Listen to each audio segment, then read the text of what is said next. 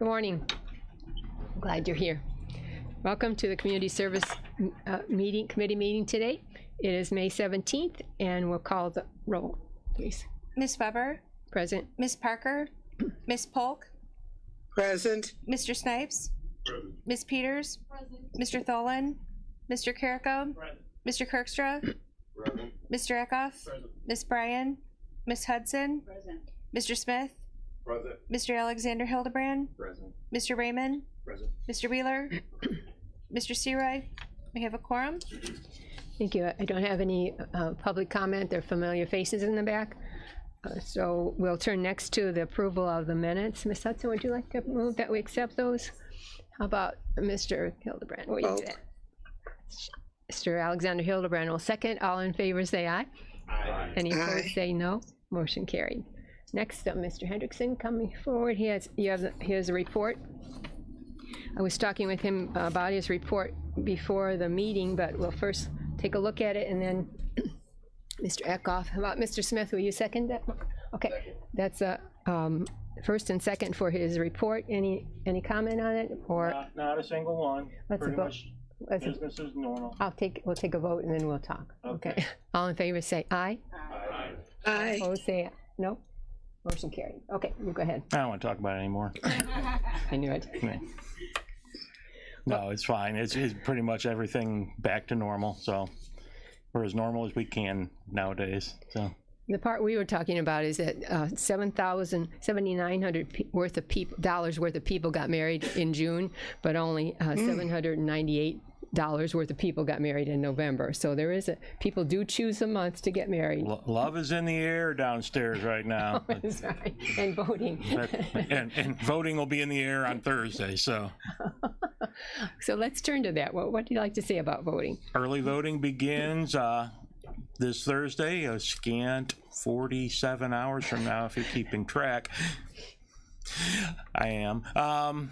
Mail ballots will go out. We've got approximately 60 ballots that we're going to be sending out in the mail. Our military ballots have already gone out. We're required to have those out 45 days before the election. So we've only had 3 military ballots that have been cast so far. Those were all sent electronically.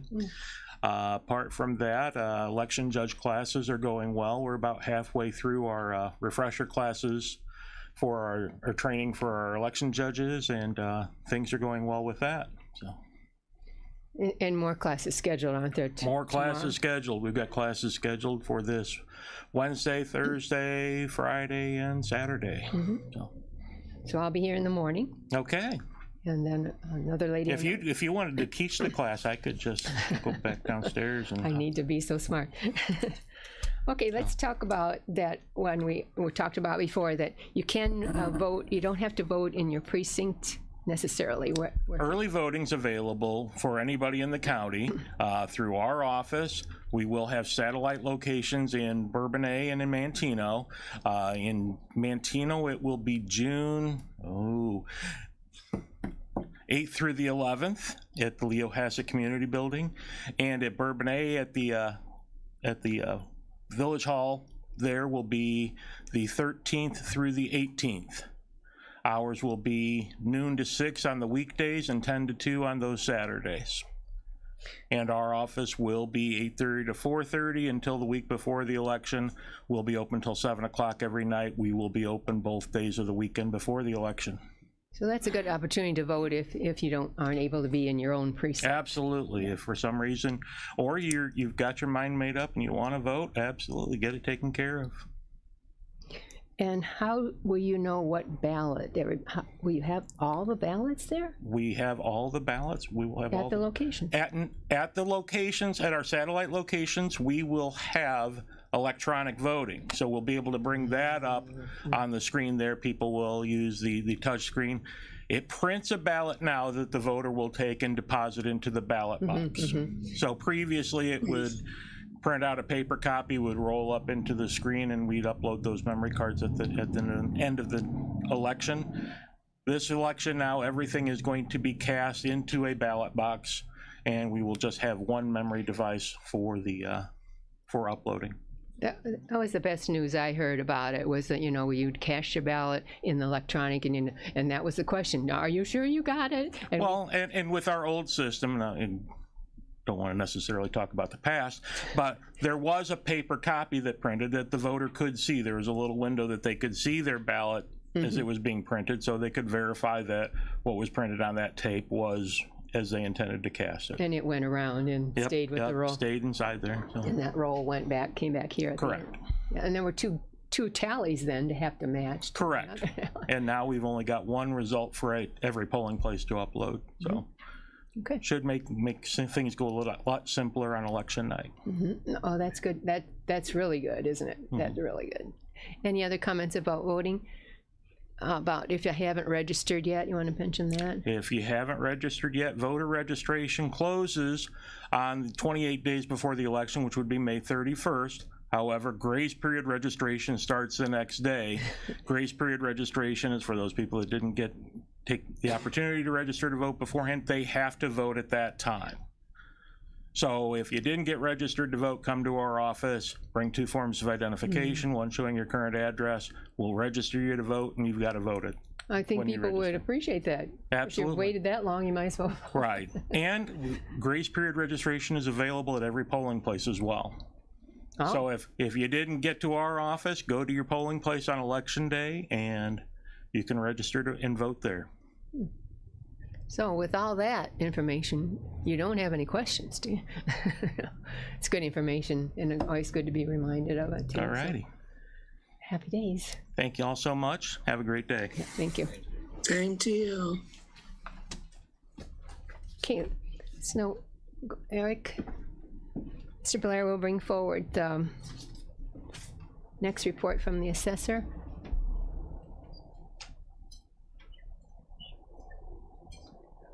Mr. Snipes, would you like to move that we accept his report? I'll second. Ms. Polk will second it. Any discussion, or all in favor say aye? Aye. Any opposed say no? Motion carried. Okay, I'm going to peek at you over the chair. What would you like to tell us today? Well, good morning. Good morning. I don't have a whole lot of information for you this morning, but I just wanted to let you know that the tax bill mailing file was created. I believe it was last week or so, and we did get all of the names in the system so that the bills go to the right place as much as possible. And of course, like I always say, the minute they push the button to create the file, something gets recorded in the recorder's office, and it's out of date a little bit. But we did the best we could with the information we had, and everything is up to date. I also received the certified 2023 farmland PI values from the Department of Revenue, which allows me to go ahead and schedule a farmland assessment review committee meeting. So I'll be doing that in the coming weeks, setting something up so that we can talk with the area farmers about the direction of farmland values and how we go about that. It's an opportunity. If anybody's unhappy with the state process, we can certainly do our own, but it's very costly, and it still has to go through the Department of Revenue approval process. So typically you use the PI values that are certified to you by the state. It's kind of a formality to have that meeting, but it's good to meet with the farmers. Can you tell us, remind me what that PI stands for? Yeah, PI is productivity index, and so the higher the number, the more productive the soil, and thereby it has a little bit higher assessed value per acre. So that's essentially what that's telling you. So the one thing that's pending, and I think I should receive it at any time here pretty soon, is a certification of the 2021 sales ratio study from the Department of Revenue, which would allow me to move forward with the assessors and know exactly, the percentage change that would be required from them to avoid equalization at my level in the summer. So those are the things that we're kind of working on here.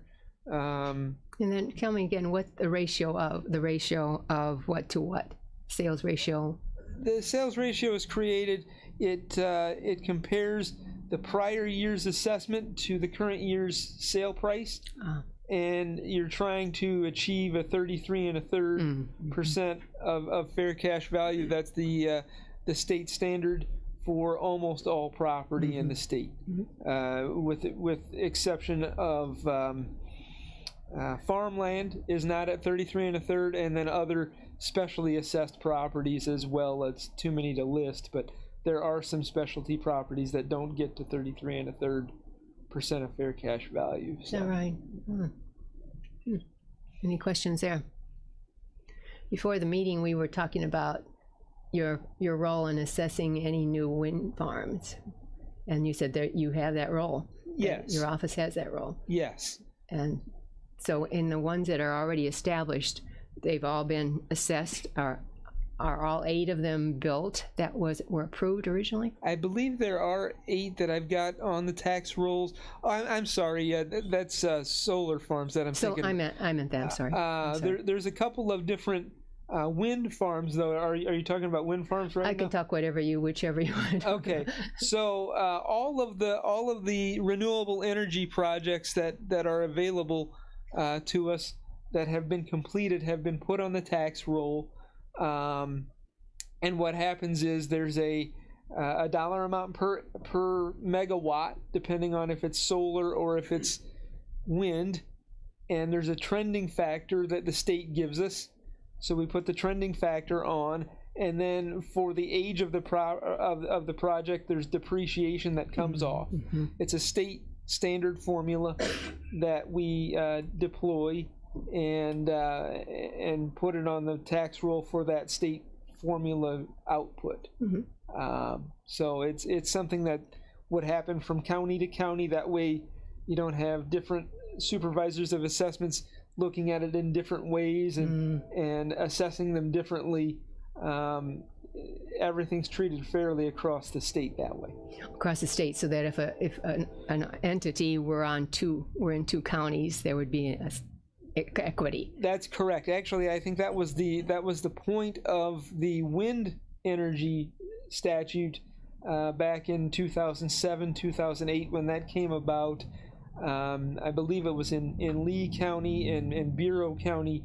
There was a difference of opinion on how to put that on the tax roll, and so they wanted to put a state formula in place so that there was certainty for the project, because it overlapped counties, and if it was treated differently in 2 different counties, which one's the correct way to do it. So they just did a state formula to make that correct. Yeah, thank you. You're very informative with that. Thank you so much. You're welcome. Any other question?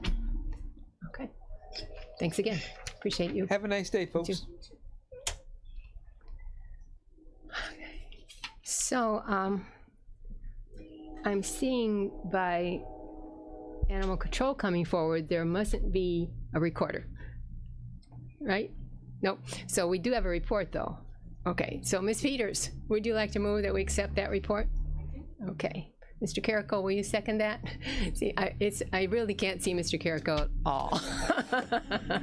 So, any comments on the, if Ms. Gaboy was here, would mention that, again, the income is good and everything is going fine and it looks good. Okay.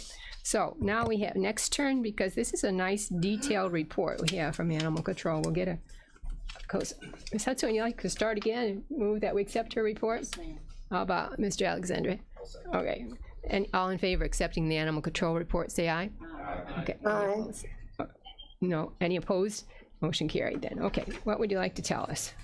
The registration is a little bit down from last year at this time. Some of the veterinarians are a little slow getting us their fees for registration.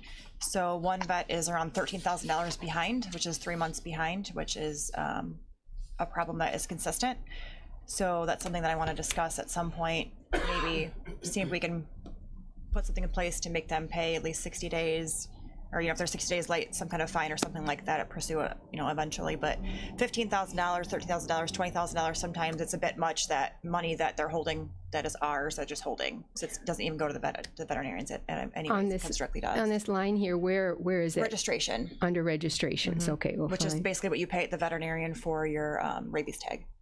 Okay, and it's I'm missing it. How far? Underneath total for the month, there's registration population control fund. Way down after total for the month Which is registration. the gist of our income is the registration. So And you're saying it's 19,000 there, but you have 13,000? from one veterinarian, they're $13,000 behind.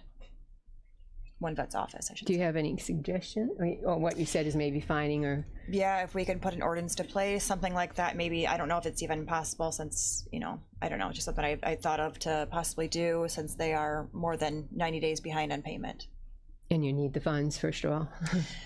Need them, no, but they're basically, the way it works is that those funds go directly to animal control, and I don't know how they are using them and then paying us back or something, you know what I mean? I don't know how it all works, but it's something that those funds should go directly to animal control after they're paid.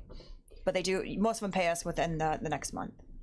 Because it's there. They collected it for you, so it should. Correct.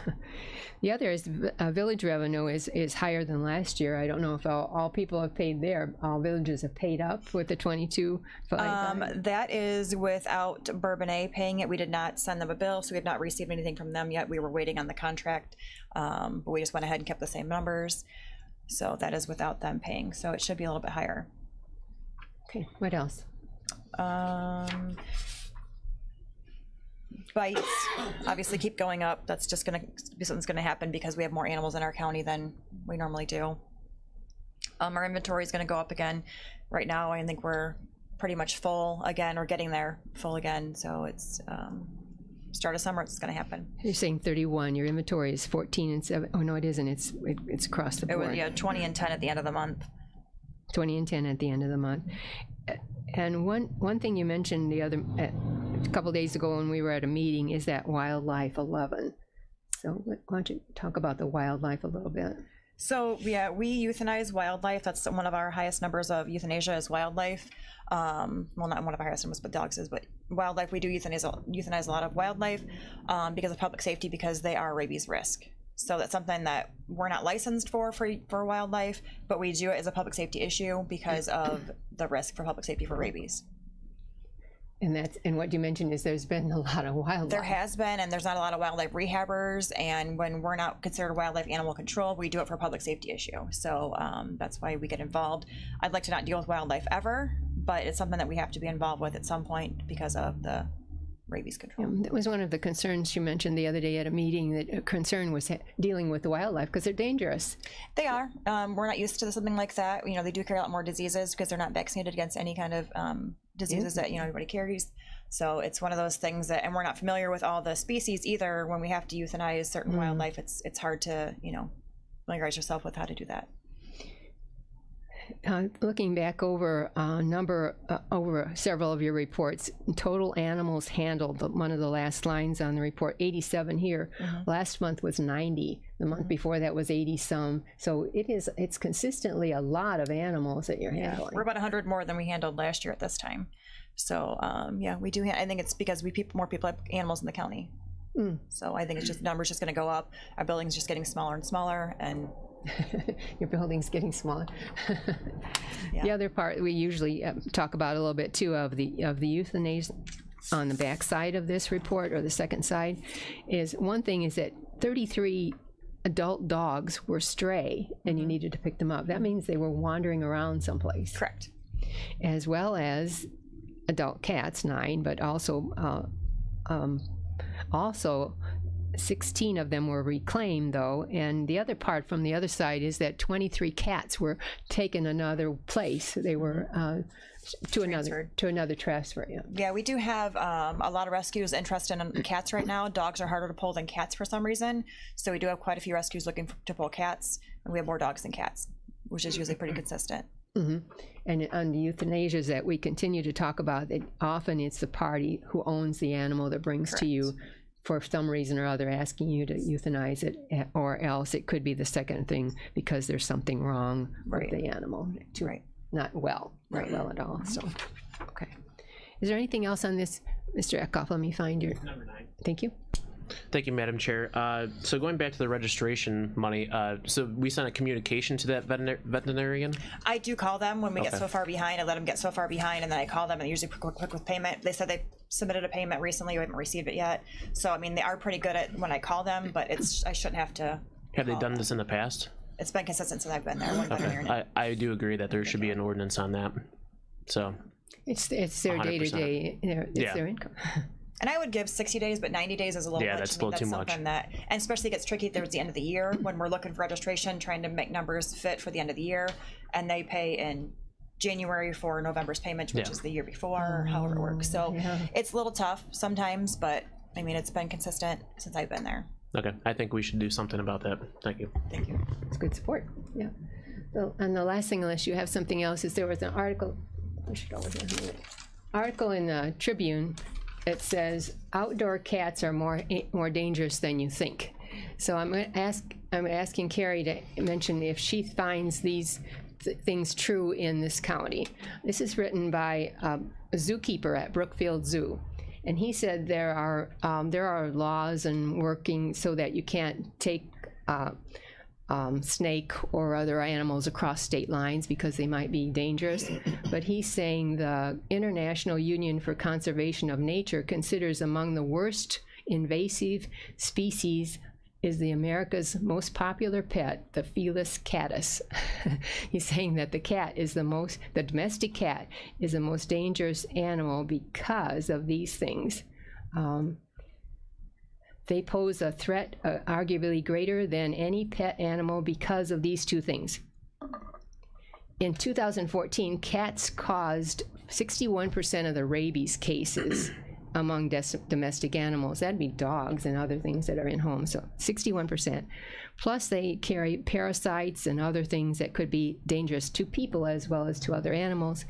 And then the last statistic before the question is, feral cats annually kill nearly 4 billion birds and 22 billion mammals. So the comment was that these cats are reducing the bird population, which is a nice population to have, and some of them are endangered species. So my question to Carrie is, with these kind of figures, how would you comment on our county to the population of feral cats? So with the rabies portion of it, our county is mandatory to get a rabies vaccination for domestic cats. Feral cats don't have to. It is suggested that they do. When you say feral, there's a difference between feral and friendly strays. So, but yeah, we have not had an issue, knock on wood, with rabies in domestic cats or feral cats. Most of the cats that most of the rabies vaccination, most of the animals we have with rabies have been bats in this county. So that's one thing that, hopefully it never changes, that, it's just wildlife and not domestic animals. But as far as the birds, it's something that it could be happening. I don't know what's happening in our county. I've not been told if it's happening in our county. I'm sure it's common because they're wild animals. It's going to happen. It's kind of like the cycle of life in a sense. But, it's just the way that it's going to be. With the nature of an animal. Right. There are a lot of feral cat colonies in our county. I'm aware of that.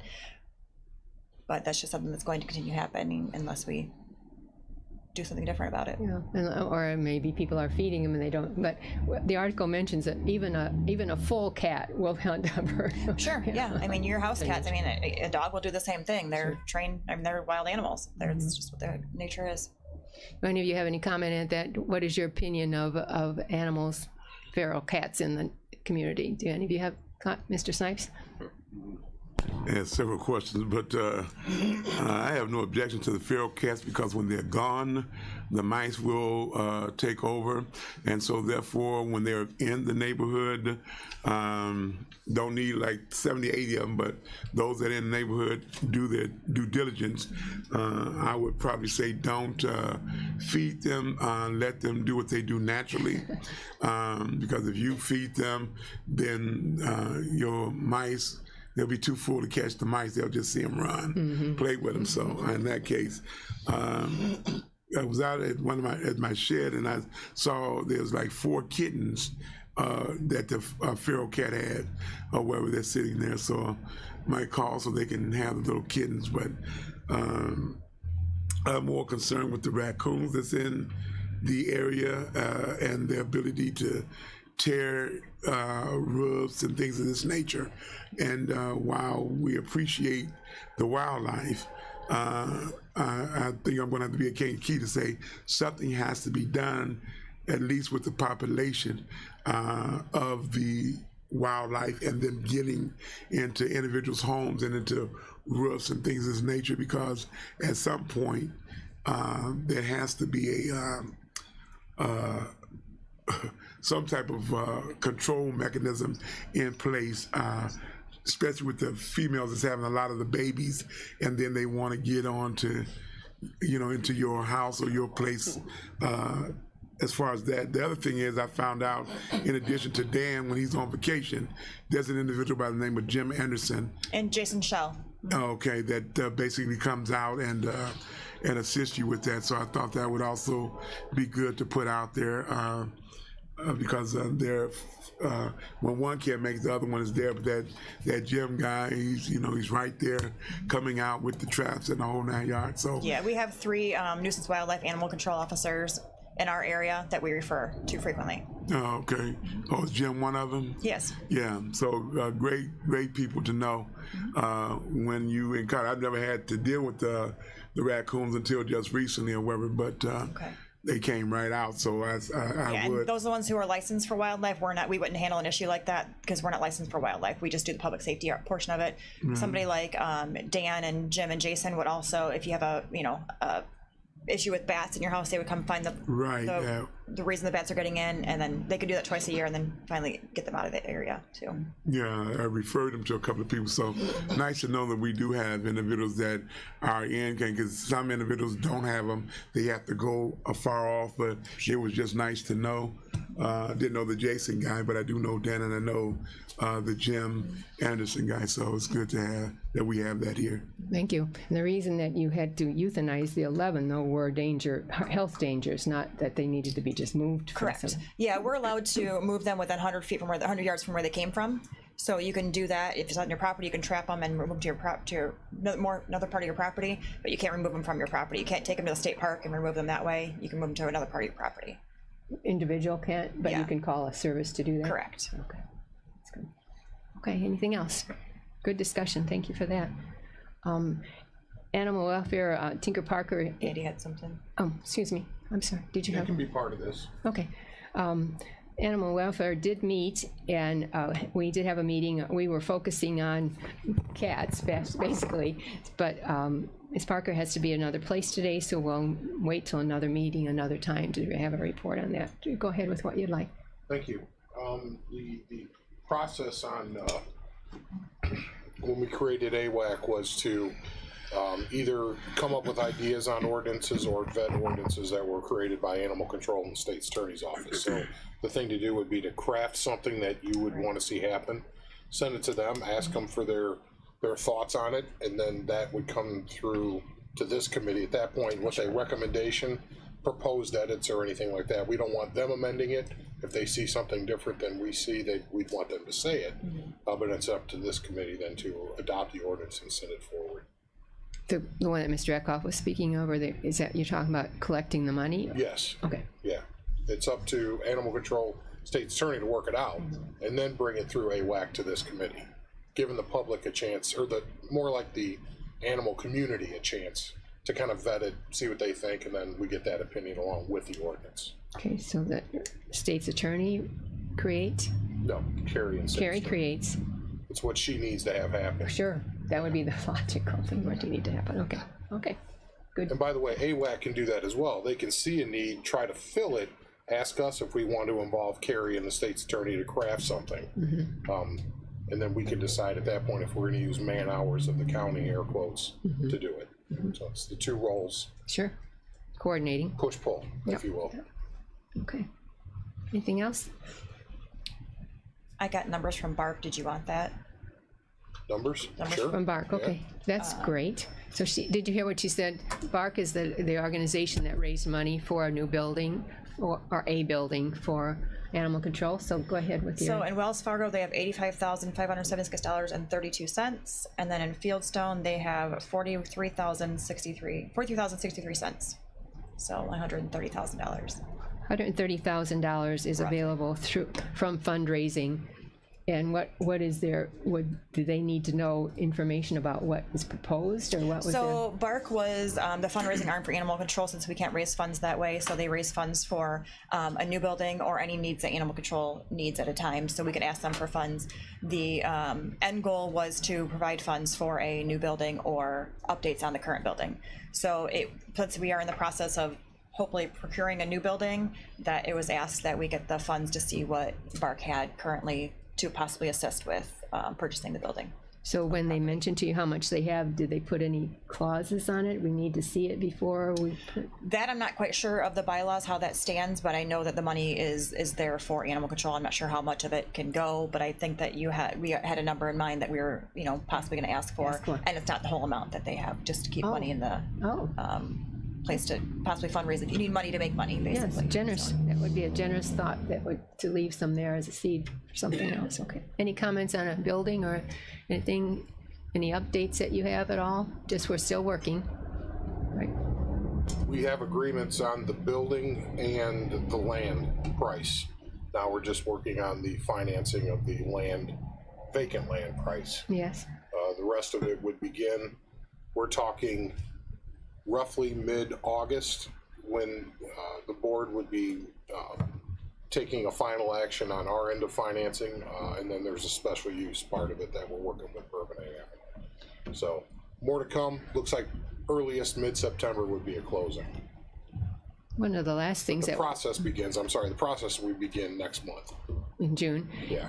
there was a sort of a comma that there had to be a land survey or a soil survey. That was part of things going on too, probably.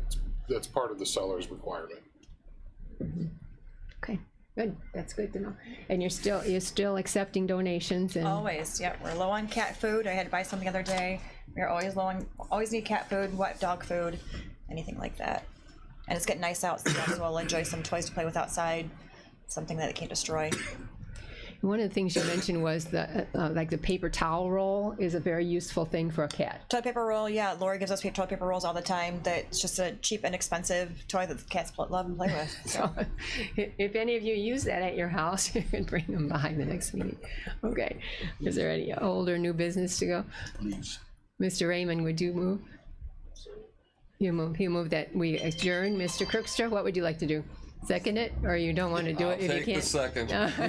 If you won't take the first, you'll take the second. All in favor of adjourning, say aye. Aye. Any opposed, say no.